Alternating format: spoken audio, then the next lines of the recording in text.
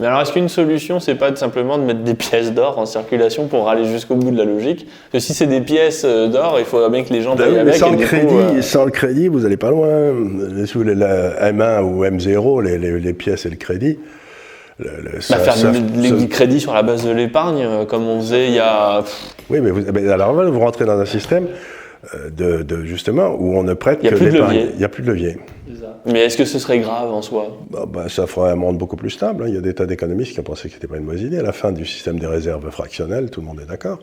C'est peut-être ce que la Chine va essayer de faire, d'avoir un système beaucoup moins d'effet de levier, ça serait drôle.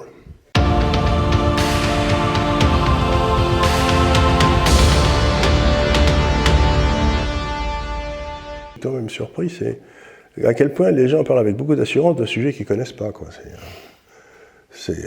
Moi j'en reste... Les conseillers ne sont pas les payeurs. Hein. Exactement, les conseillers ne sont pas les payeurs. Et puis alors il y a surtout toute une série de gens qui se croient obligés d'avoir un avis sur tout. Moi, si on me demande un avis sur l'opéra, si vous voulez, comme mon incompétence ne le discute comme mon ignorance, je suis d'une grande modestie, vous voyez ce que je veux dire. Mais si on se met à parler de monnaie, je considère que j'ai quelque chose à dire. Mais il y a des tas de gens, si vous parlez de monnaie, moi, dans les dîners en ville, les types, il n'a jamais compris ce que c'était qu'une monnaie, quoi. C'est très compliqué, la notion de monnaie. C'est épouvantablement compliqué. C'est pas si intuitif qu'on veut bien le croire. Mais pas du tout. C'est drôlement compliqué. Pourquoi vous acceptez d'être payé dans un truc qui coûte rien à produire? Alors ça, c'est un grand traumatisme des libéraux, c'est-à-dire qu'il y a un vrai clivage là-dessus. Il y a des gens qui vont vous expliquer que la monnaie, c'est l'alpha et l'oméga de l'État. Et que comme ça coûte rien à produire, il n'y a que l'État qui peut, parce que c'est une violence légitime quelque part. Puis il y en a d'autres qui vont dire non, la monnaie chez les libéraux toujours, hein, c'est un truc qui peut très bien s'automatiser. Milton Friedman disait qu'un ordi qui rajoutait 3% par an, ça suffisait. Attendez, Milton Friedman il disait quelque chose de beaucoup plus subtil, j'ai bien connu Milton Friedman, il disait quelque chose, la production de monnaie ne doit pas être laissée à l'État. Mais c'était un bien commun. C'est-à-dire que ce qu'il disait, c'est qu'on remplace la Banque centrale par un ordinateur qui fait croître la quantité de dollars de 3% par an, mais ensuite, cet ordinateur, il produit un bien commun qui est la monnaie, et si vous ne voulez pas, les autorités américaines vous mettent en prison si vous ne voulez pas payer de faire. Ce que je veux dire, c'est que donc, le fait que la monnaie soit produite par un ordinateur à 3% de plus par an, c'est pas complètement idiot.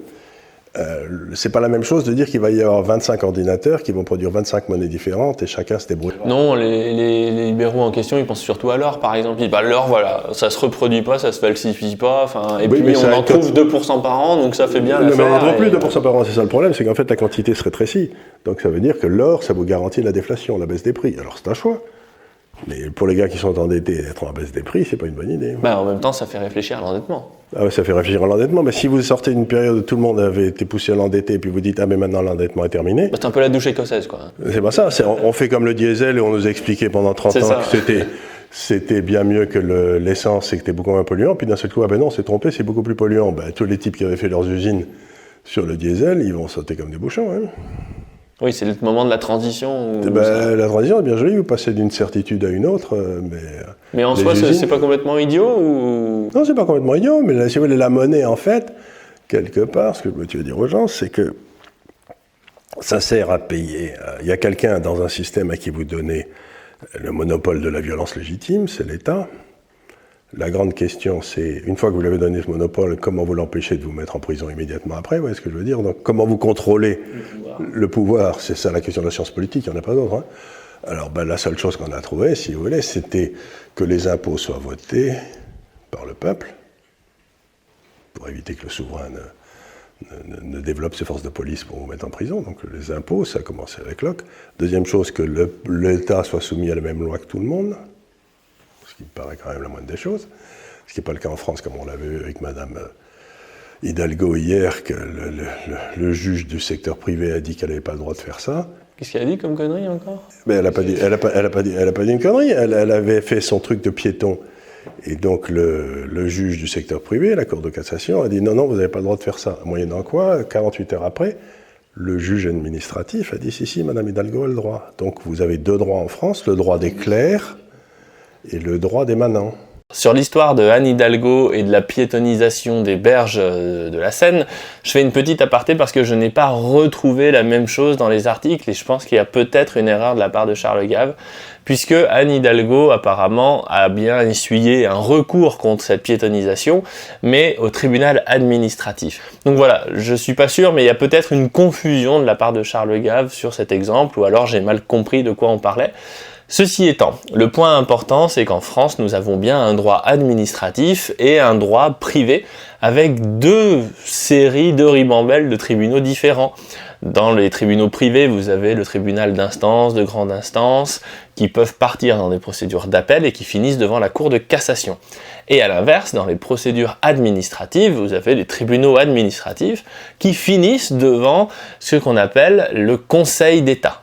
Et en soi, avoir deux filières judiciaires, l'une privée et l'une publique, porte en soi des conflits d'intérêts, puisque lorsque l'État ou le public se retrouve en conflit avec des intérêts privés, voilà, les choses ne sont pas claires et on peut toujours suspecter qu'il y ait un parti pris pour l'État envers lui-même. Et c'est bien de ça dont parle Charles Gave, et c'est ce que je vous demande de retenir sur la base de cet exemple qui n'est peut-être pas le bon. Et le droit des clercs l'emporte toujours sur le droit des manants. Et donc, vous ne pouvez pas avoir une démocratie quand il y a deux droits. Il faut qu'il n'y ait qu'un seul droit, et qui s'applique également à tout le monde. Et du coup, le problème de l'or par rapport à pourquoi la monnaie devrait être à l'État. À partir du moment où, si vous voulez, vous avez, donc à ce moment-là, vous donnez le pouvoir, la monnaie devient ce avec quoi vous payez celui qui a le monopole de la violence légitime, les impôts pour faire marcher l'État. Et bon, c'est très bien, mais ça suppose aussi, si vous avez le monopole de la violence légitime, que cette monnaie, il faut quand même que le type, qu'elle soit contrôlée. Donc elle ne peut pas être contrôlée par l'État, mais elle ne peut pas être contrôlée par le secteur privé non plus, parce que si vous donnez au secteur privé la possibilité d'émettre de la monnaie avec un coût zéro, vous pensez bien que ça va se terminer dans un drame. Donc il faut faire ce qu'avait fait la Bundesbank, qui était astucieuse, c'est-à-dire qu'elle avait un conseil d'administration qui déterminait plus ou moins la monnaie, et chacun des membres, si mes souvenirs sont exacts, était responsable sur ses biens propres. Ça marche bien ça en général. C'est fou ce que ça concentre l'attention. Si l'inflation dépassait un certain seuil... Comme les commissaires aux comptes, ça marche plutôt bien quand ils savent qu'ils vont en prison. Ou quand les banquiers autrefois étaient responsables sur l'ensemble de leurs biens. Ils faisaient pas la même chose. C'est fou comme il y avait moins d'erreurs bancaires. Il n'y avait pas de levier à 30 ou 40. Et ça ne se passait pas. Donc ce que je veux dire, c'est que tout ça, ça veut dire qu'il faut que vous ayez des contre-pouvoirs qui se montent partout. Vous ne pouvez arrêter le pouvoir que par le pouvoir. Donc, grosso modo, il faut que vous ayez 4 ou 5 pouvoirs qui s'exercent dans tous les sens.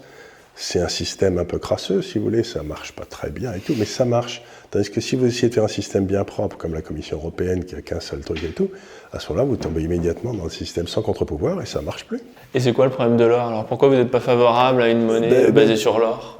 Pour une raison très simple, si vous voulez, c'est que ce qui se passe, on l'a vu très bien dans les années 30, c'est qu'un pays, vous êtes sur l'étalon or, il y a un pays qui commence à avoir des excédents de courant, comme l'Allemagne. Alors, dans un système d'étalon or parfait, l'or rentre en Allemagne, la masse monétaire se développe en Allemagne, et donc à ce moment-là, si vous voulez, l'Allemagne devient de moins en moins compétitive vis-à-vis des autres, et puis ça se retourne et ça repart en dehors d'Allemagne, etc. Ça marche bien, ça, sur le principe. Sur le principe, c'est très bien, mais comment ça s'est passé dans les années 30 en France, quand on avait Poincaré, par exemple? On a récupéré la moitié de l'or du monde. Mais on n'augmentait pas notre masse monétaire. Et donc, nous, on se développait pas, et on forçait les autres à la déflation.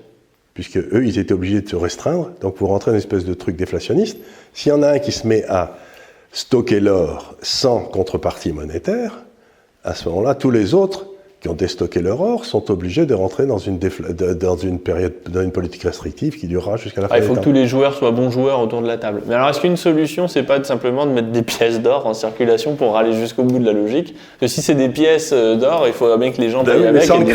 Sans le crédit, vous n'allez pas loin. Si vous voulez la M1 ou M0, les pièces et le crédit.